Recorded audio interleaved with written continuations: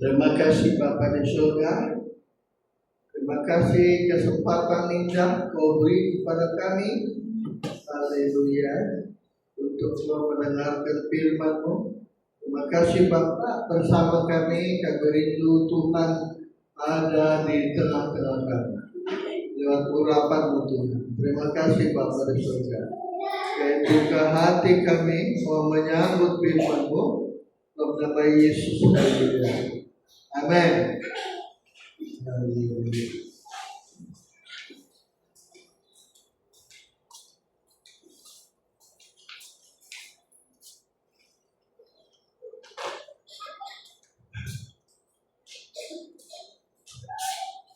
Semua gereja merindukan pergi surga. Semua, tidak ada satu yang tidak mau pergi surga.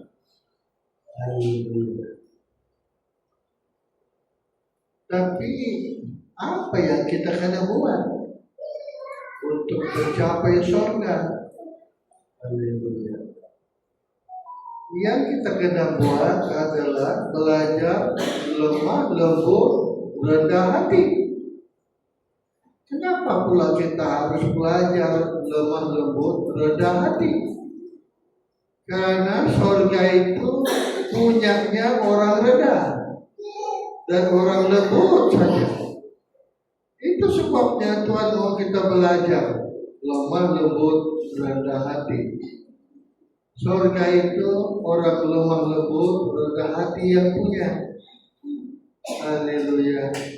Matius pasal 5 ayat 3 terjemahan lama. Injil Matius pasal 5 ayat 3 terjemahan yang lama. Berbahagialah segala orang yang rendah hatinya. Ya. Karena mereka itu yang mempunyai kerajaan surga. Bayangkan, kita bilang surga itu punyanya orang rendah. Bayangkan. Ayat 5 terjemahan biasa. Berbahagialah orang yang lemah lembut. Iya. Karena mereka akan memiliki bumi. Bayangkan bumi akan datang. Sekali lagi lemah lembut. Jadi rendah hati, lemah lembut. Inilah membuat kita pergi surga. Surga punyanya orang yang rendah, punyanya orang yang lembut. Haleluya. Kalau begitu, kita hendak belajar. Itu sebabnya kata Yesus, marilah kepadaku. Mari, belajar kepadaku, kata Tuhan. Dalam Matius 11 ayat 29. Ikulah yang kupasang Ya, dan belajarlah padaku, belajarlah kepadaku. karena aku lemah lembut Nah, dan rendah hati, terus, dan jiwamu akan mendapat ketenangan. nah belajarlah kepadaku. Aku lemah lembut, rendah hati. Yesus bilang, aku ini lemah lembut, rendah hati. Pikulah kuk yang kupasang. Kuk itu lemah lembut, rendah hati. Baru jiwa kita mendapat perhentian, kata bahasa Inggrisnya. Ada istirahat rohani. Jemaat yang Allah cintai, orang Israel, mereka sampai tanah Kanaan, itulah perhentian bagi orang Israel. Dari Mesir mereka menuju tanah Kanaan, itulah perhentian mereka. Kita pula dari dunia ini menuju 1000 tahun damai. Sebab 1000 tahun damai itu, haleluya, itulah perhentian 1000 tahun damai. Kenapa disebut negeri damai? Kan tadi iblis diikat pada waktu itu, diikat yaitu setan, dikurung 1000 tahun damai. Itu sebabnya 1000 tahun damai disebut perhentian. Haleluya. Perhentian rohani kita berhenti. Tuhan pun berhenti waktu menciptakan dunia ini 7 hari. Berhentilah Tuhan pada hari ke-7. Israel pun ada perhentiannya tanah Kanaan. Kita juga perhentian kita adalah 1000 tahun damai. Tapi kembali kepada firman, Israel tidak berjalan dalam kelembutan dan kekerasan dan kelembutan dan kerendahan.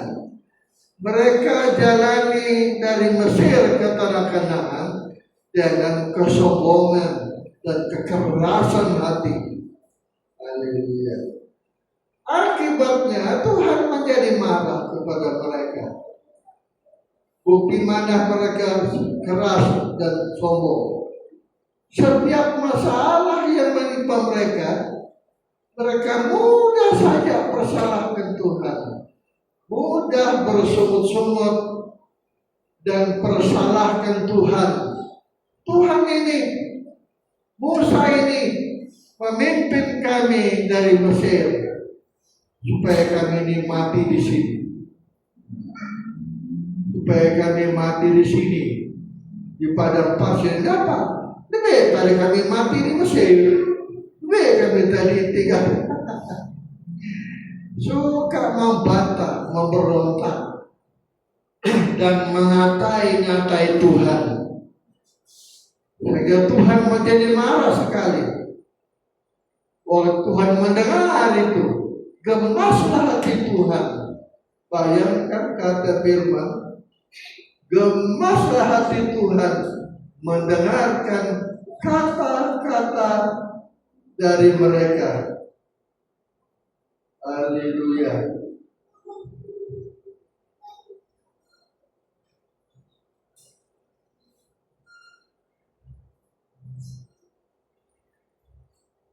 Gemaslah hati Tuhan mendengarkan Israel. Coba kita membaca Mazmur 78.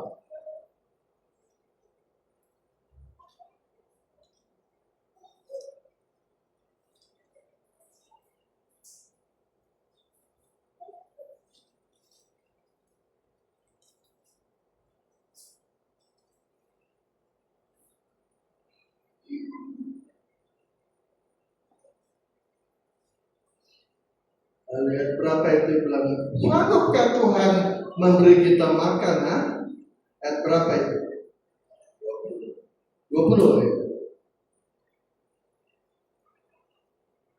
Memang ia memukul gunung batu Memang dia membuat batu itu keluar air, sehingga terpancar air air keluar. dan membanjiri sungai-sungai. Ya, Tetapi sanggupkah ia memberikan roti juga, sanggupkah Tuhan itu memberi kita roti? atau menyediakan daging bagi umatnya? Ayat 18. Mereka mencobai Allah dalam hati mereka Iya, dengan meminta makanan menuruti hawa nafsu mereka. terus 19. Mereka berkata terhadap Allah, Iya, sanggupkah Allah menyajikan hidangan kepada kami? sanggupkah Allah menyajikan makanan untuk kita, kata mereka. Terus, Memang ia memukul gunung batu memang dia membuka gunung batu. sehingga terpancar air Iya, dan membanjiri sungai-sungai. iya. Tetapi sanggupkah ia memberikan roti juga, Sanggupkah dia memberi? Mereka tidak percaya kepada Tuhan. Bayangkan jahatnya Israel ini. Itu sebabnya kata ayat 59. ketika Allah mendengarnya, Waktu Tuhan mendengar keluh kesah, ia menjadi gemas. omelan mereka, Tuhan menjadi gemas. Ia menolak Israel sama sekali. Ya, gemaslah Tuhan mendengarkan kata-kata mereka. Mereka mempersoalkan, memperkecilkan Tuhan. Sanggupkah dia ya? Kasih kita waduh. Kalau kita mempersoalkan Tuhan, selalu mempersalahkan Tuhan, mengomel bersungut-sungut, itu tanda kesombongan dan tanda kekerasan hati. Haleluya. Sanggupkah Tuhan memberi kita makan? Bayangkan. Padahal tahukah mereka sepatutnya mereka sudah rendah saja mereka sepatutnya. Kau diizinkan berlaku hal itu untuk mereka rendah hati. Tetapi bukan mereka rendah hati lah pula. Mereka malah keras. Kita membaca dalam Ulangan pasal 8 ayat 2. Ulangan pasal 8 ayat 2. Ingatlah kepada seluruh perjalanan Iya, yang kau lakukan atas kehendak Tuhan Allahmu iya, di padang gurun iya, selama 40 tahun ini, iya. dengan maksud merendahkan hatimu Terus, dan mencobai engkau untuk mengetahui apa yang ada dalam hatimu. Tuhan mau merendahkan mereka lewat peristiwa yang menimpa mereka. Di situ satu pelajaran supaya mereka lembut dan rendah. Terus,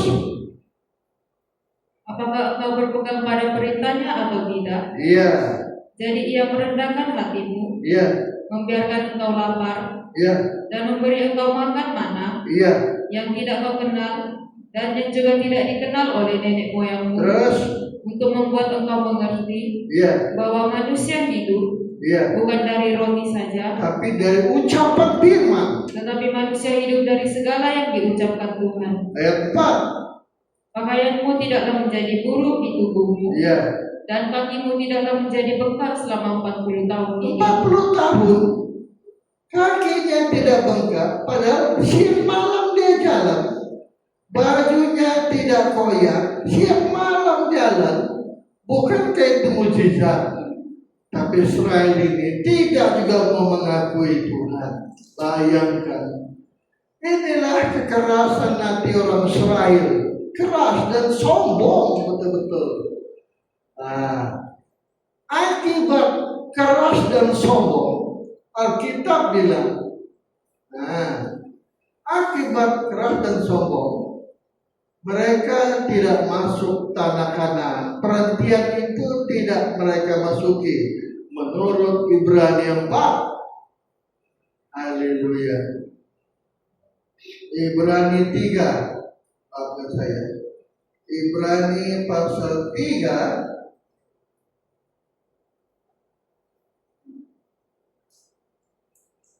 ayat 16. Siapakah mereka Ya, yang membangkitkan amarah Allah, ya, sekalipun mereka mendengar suaranya? ya, Bukankah mereka semua yang keluar dari Mesir ya, di bawah pimpinan Musa? ya, Dan siapakah yang ia murkai ya, 40 tahun lamanya? ya, Bukankah mereka yang berbuat dosa ya. dan yang mayatnya bergelimpangan di padang gurun? Nah, mayatnya bergelimpangan di padang gurun, kata firman. Terus, Dan siapakah yang telah ia sumpahi ya, bahwa mereka tak akan masuk ke tempat perhentiannya? ya, Bukankah mereka yang tidak taat? mereka yang tidak taat, Demikianlah kita lihat ya, bahwa mereka tidak dapat masuk oleh karena ketidakpercayaan mereka. tidak percaya, tidak taat kepada Tuhan, kata firman Tuhan. Karena ketidaktaatan dan kekerasan hati mereka. Alkitab bilang begitu. Karena mereka keras. Haleluya. Mereka ini orang keras dan sombong. Bayangkan jemaat yang Allah cintai, dia keras dan sombong, kata firman Tuhan. Nah, jadi bayangkan Tuhan supaya kamu tidak masuk tanah Kanaan. Tuhan menjadi marah. Berapa lama lagi kamu menista aku ya? Rupanya kekerasan dan kesombongan membuat Tuhan gemas. Jengkelnya Tuhan membuat marah Tuhan. Bayangkan marahnya Tuhan itu kita bisa lihat dalam Bilangan 14. Kitab Bilangan pasal 14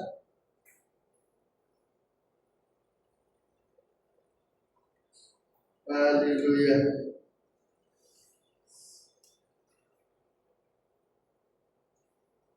Ayat 11. Tuhan berfirman kepada Musa, Ya, berapa lama lagi bangsa ini menista aku? ya, Dan berapa lama lagi mereka tidak mau percaya kepadamu? ya, Sekalipun sudah ada segala tanda mujizat ya, yang kulakukan di tengah-tengah mereka, ya, aku akan memukul mereka dengan penyakit sampar ya, dan melenyapkan mereka. ya, Tetapi engkau akan kubuat menjadi bangsa yang lebih besar ya, dan lebih kuat daripada mereka. ya, kata Tuhan. Berapa lama lagi bangsa ini menista aku? 13. Lalu berkatalah Musa kepada Tuhan, Ya, jikalau hal itu kedengaran kepada orang Mesir, ya. padahal engkau telah menuntun bangsa ini Nah. dengan kekuatanmu. Ayat yang ke-24. 24. Tetapi hambaku Kaleb, Hambaku Kaleb, karena lain jiwa yang ada padanya, lain jiwanya, dan dia mengikut aku dengan sepenuhnya, sepenuh hati. akan kubawa masuk ke negeri yang telah dimasukinya itu, Ya. dan keturunannya akan memilikinya. Ayat 22. Semua orang yang telah melihat kemuliaanku Ya, dan tanda-tanda mujizat yang kuperbuat di Mesir ya, dan di padang gurun, ya, namun telah 10 kali mencobai aku ya, dan tidak mau mendengarkan suaraku. ya. Pastilah tidak akan melihat negeri yang dijanjikan. Bayangkan. Sebabnya Tuhan tidak mengizinkan Israel masuk tanah Kanaan karena kekerasan dan kesombongan. Kita juga tidak akan masuk melihat perhentian 1000 tahun damai karena kekerasan dan kesombongan.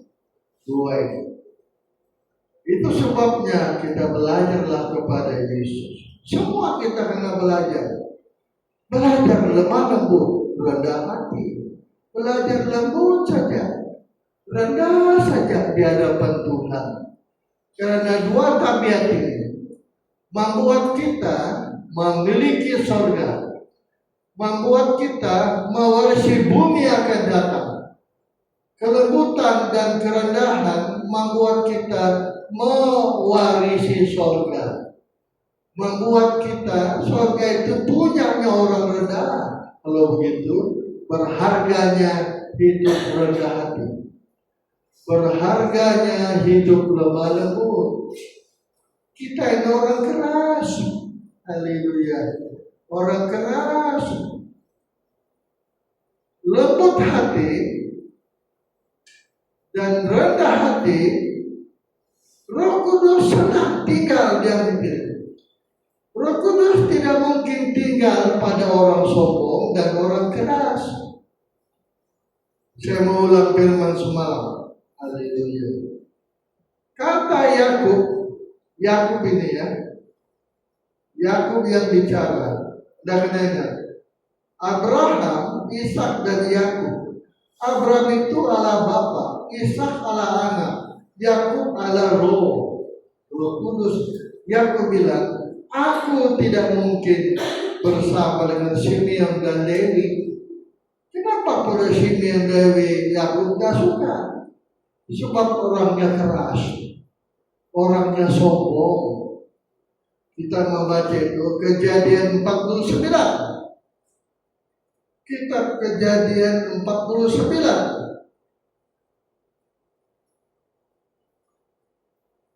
Ayat 6.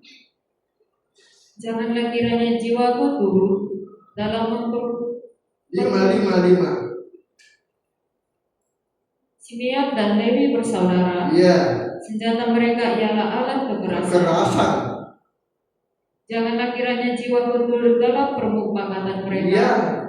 Janganlah kiranya rohku bersatu dengan perkumpulan mereka. Ya. Sebab dalam kemarahannya mereka telah membunuh orang. Ya. Dan dalam keangkaraannya mereka telah memotong urat kenting lembu. Benar.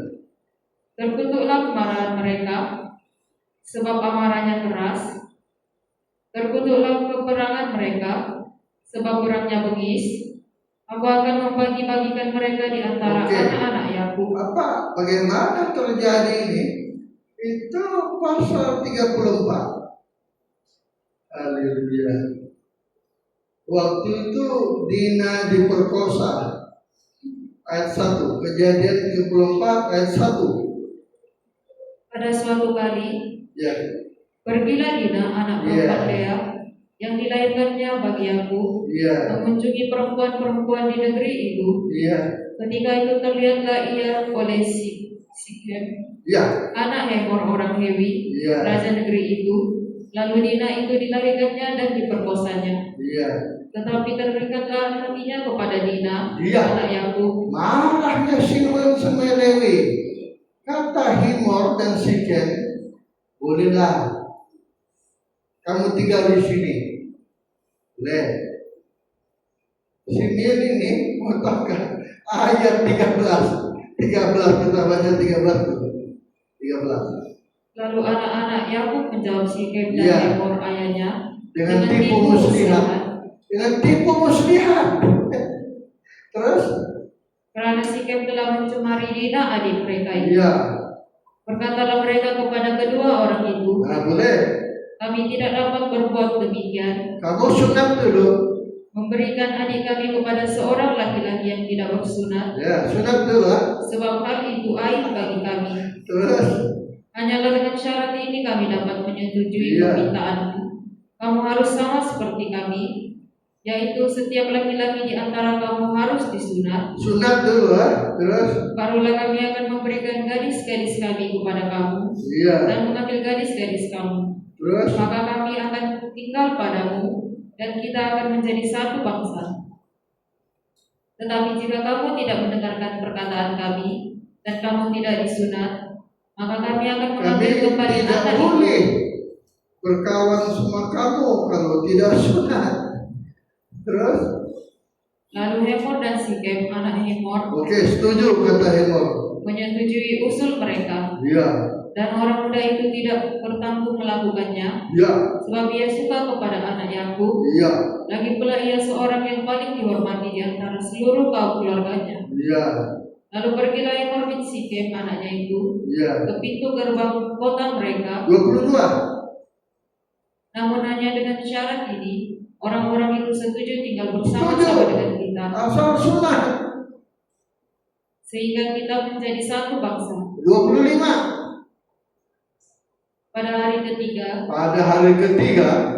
ketika mereka sedang menderita semua laki-laki sudah disunat, datanglah dua anak yang Simeon sama Lewi, yaitu Simeon dan Lewi, membunuh orang-orang Sihem, kakak-kakak Dina, termasuk Sihem dan Himor. Terus setelah masing-masing mengambil pedangnya, ya, menyerang kota itu dengan tidak membunuh takut semua. serta membunuh setiap laki-laki. Ya, apakah sebabnya Yakub tidak mau bermufakat dengan Simeon Lewi? Sebab dia balas dendam, balas jahat dengan jahat. Inilah sebab Yakub tidak mau. Kondisi saja. Malah yang lebih parah adalah mereka menipu, muslihat. Boleh sunat dulu padahal ketiga habis dibunuh semua. Inilah kekurangan Kristen.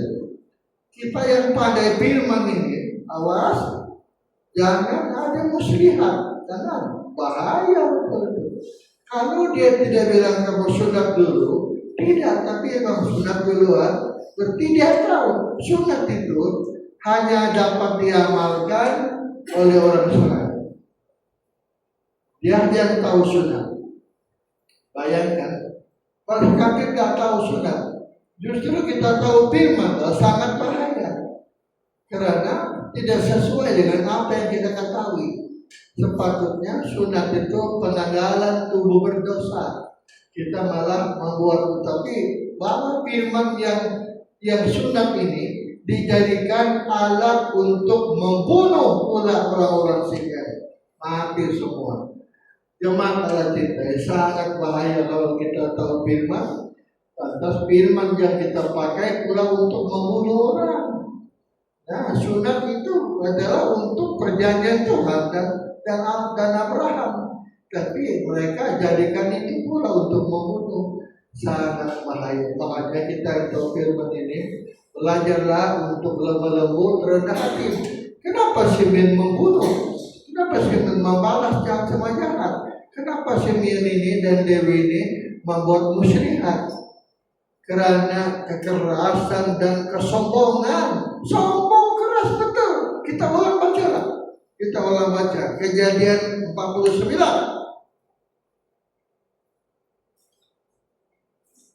Kejadian 49.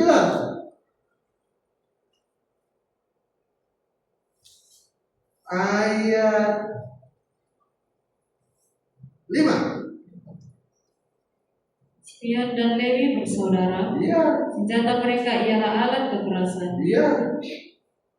Janganlah kiranya jiwaku turun dalam permukaan. Senjata mereka adalah alat kekerasan. Kerasnya mereka. Mereka berdendam, adiknya diperkosa, awas. Bunuh nanti itu. Memang betul-betul berbunuh, tapi yang masalahnya dia pakai sunat. Nah, ini masalahnya. Sunat itu hanya berlaku kepada orang Israel, bukan bangsa kafir. Sunat itu perjanjian Tuhan dan Israel. Kata Tuhan, sunat ini begini ceritanya. Kata Tuhan, oke, perjanjianku Abraham, kamu harus sunat semua untuk membuktikan yang kita ini adalah anak-anak Allah, ya. Sunat kata mereka.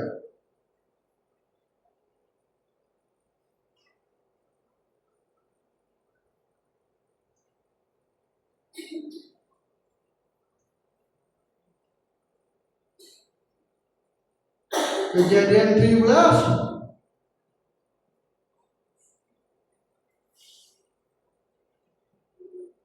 yang ke-10.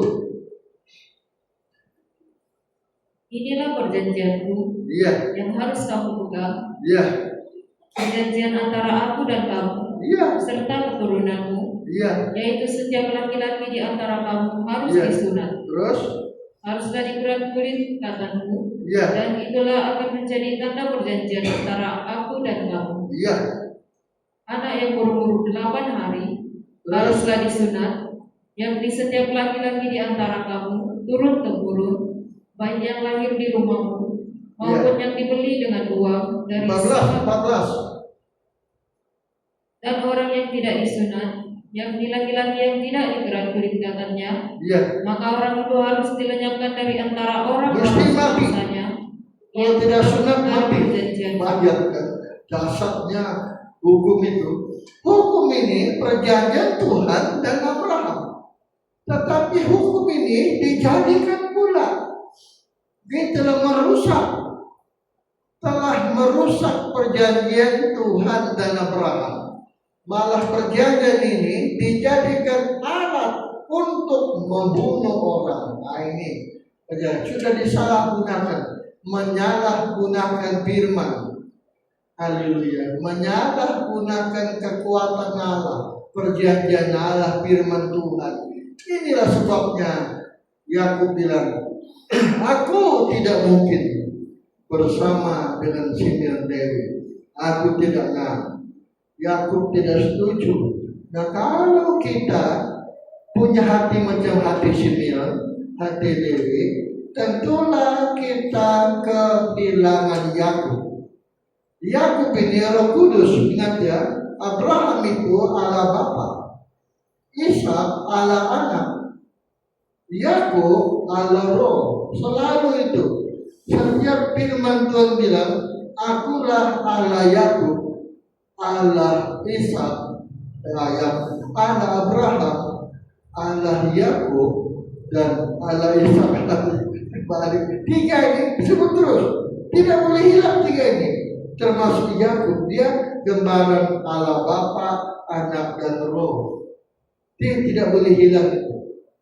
Kalau kita membaca dalam Matius pasal 8 ayat yang ke-20,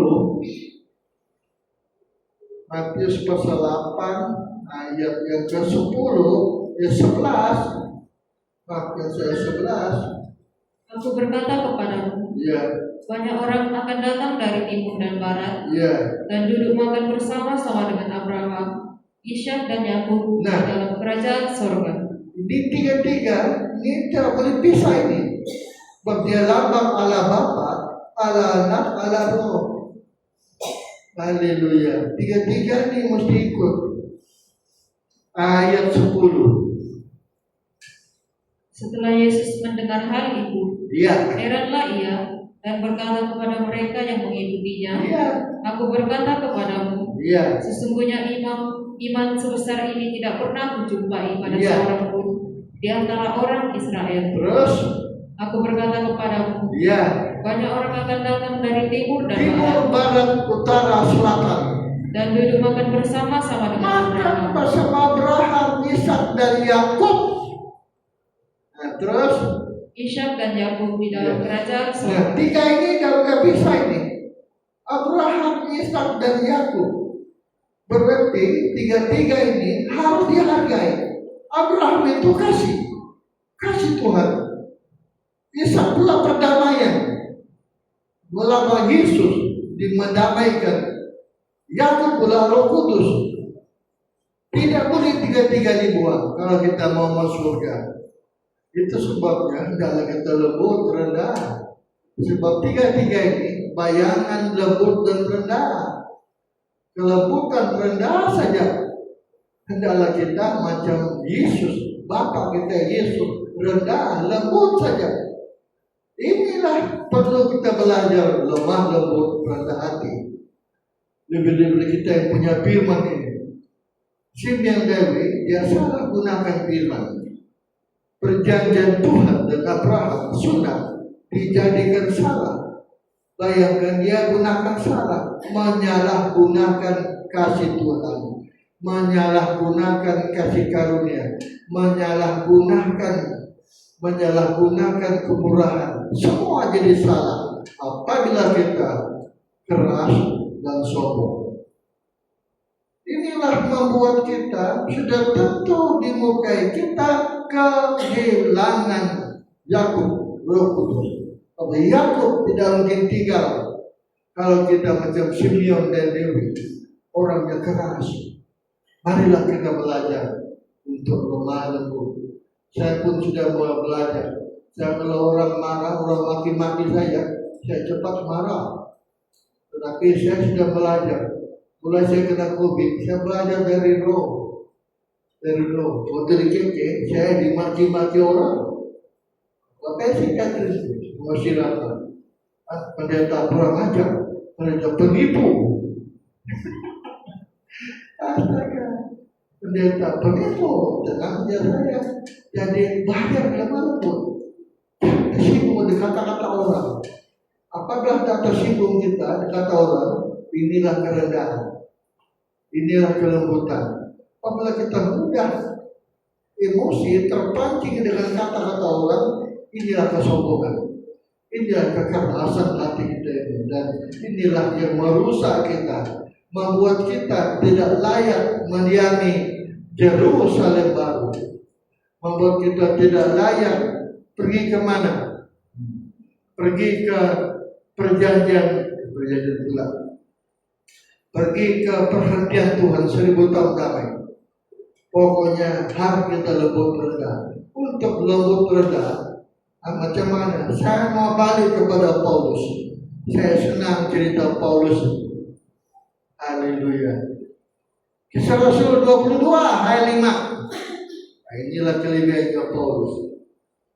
Kisah Rasul 22 ayat 5.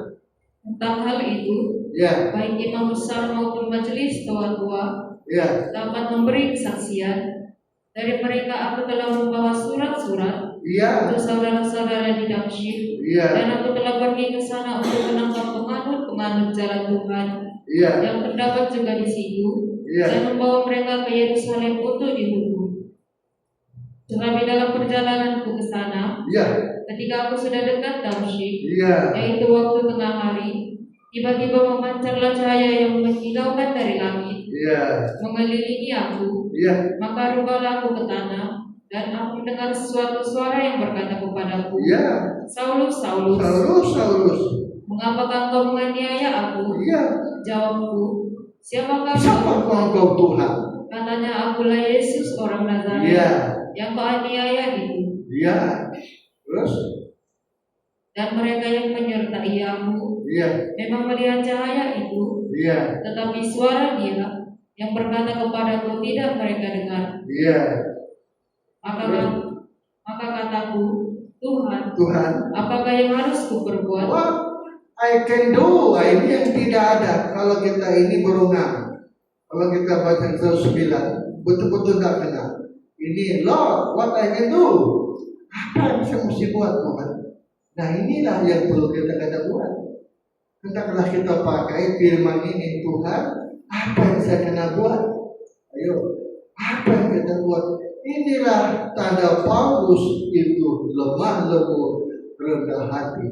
Dia berkobar-kobar marahnya kepada orang Kristen untuk membunuh pengikut Yesus. Tapi waktu dia tahu siapa kau Tuhan, kenapa dia bilang Tuhan? Sebab Paulus tidak takut siapapun kecuali Tuhan. Tuhan saja yang Paulus takut. Sebabnya siapa engkau? Tidak ada lain Tuhan lain.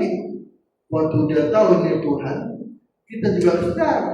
Kita di hadapan Tuhan ini. Firman ini firman Tuhan.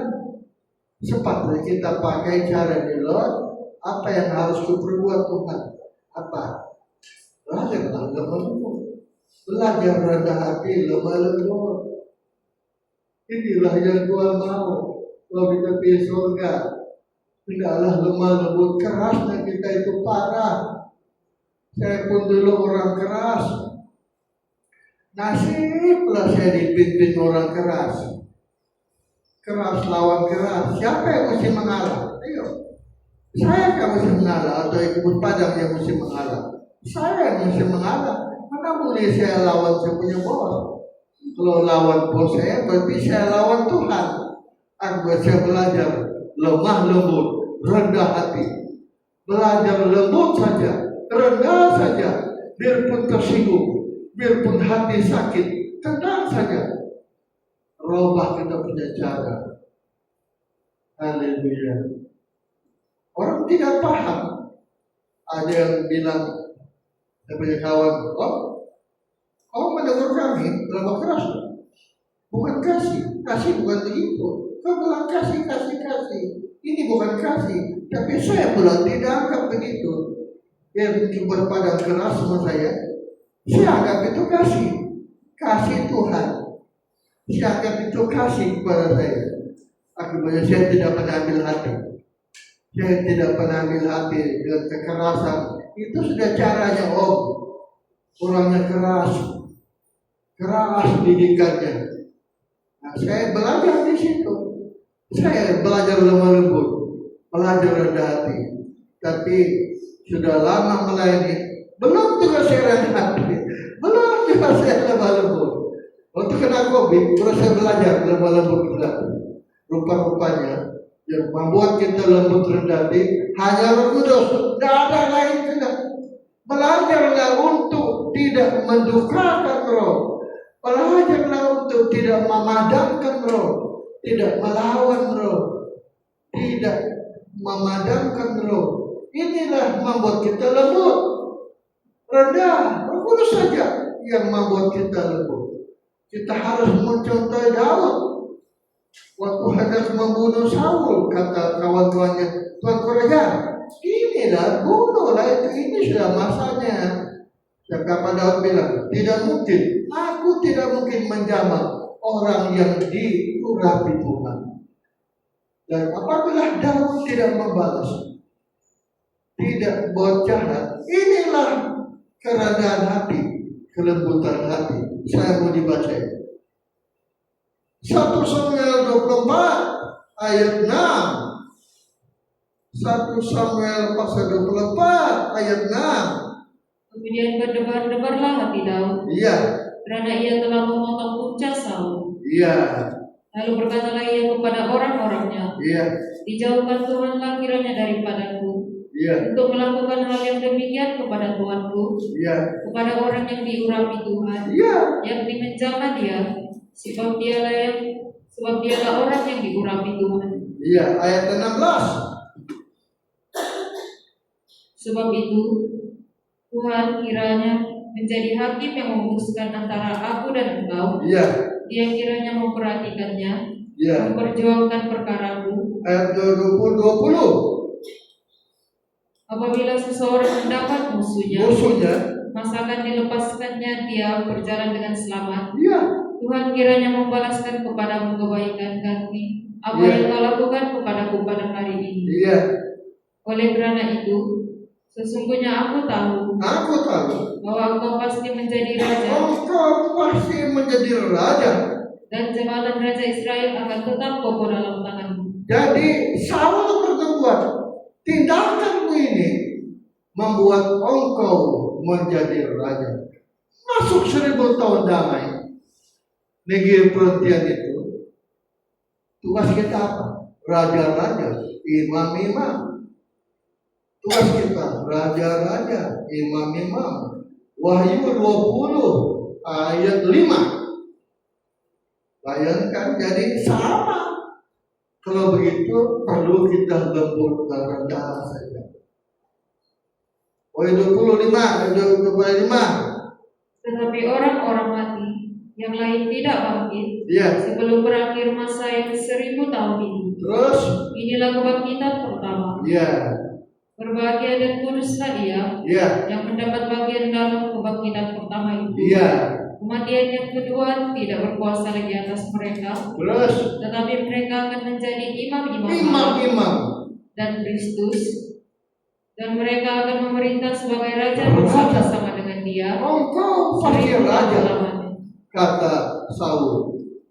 Kita pun pasti raja. Di mana kita raja? 1000 tahun damai. Perhentian itu kita raja-raja, imam-imam. Asal kita lemah lembut, rendah hati, tanpa kerendahan, tanpa kelembutan, sukar kita masuk 1000 tahun damai. Cara kita raja-raja. Daud tidak membalas, itulah tanda rendah. Makanya jangan membalas. Kalau orang diam saja, serahkan sama Tuhan. Saya pun dulu dengar sikapnya orang, saya mudah betul saya tersinggung. Mudah tersinggung saya semua orang. Karena saya dapat dilihat, biar sajalah masuk kanan keluar kiri. Tidak kita mati juga, Pak. Kalau dimaki orang ya kan, dia maki kita. Pelita pelajar terus mati, tidak. Tidak, kita terus mati juga. Kalau begitu, mari kita berdoa kepada Tuhan. Coba kita berdiri, kita menyembah kepada Tuhan. Haleluya. Men, ayo men. Kalau main keyboard, main musik, ayo ngentes, ngomong lembutkan hatiku Bapak.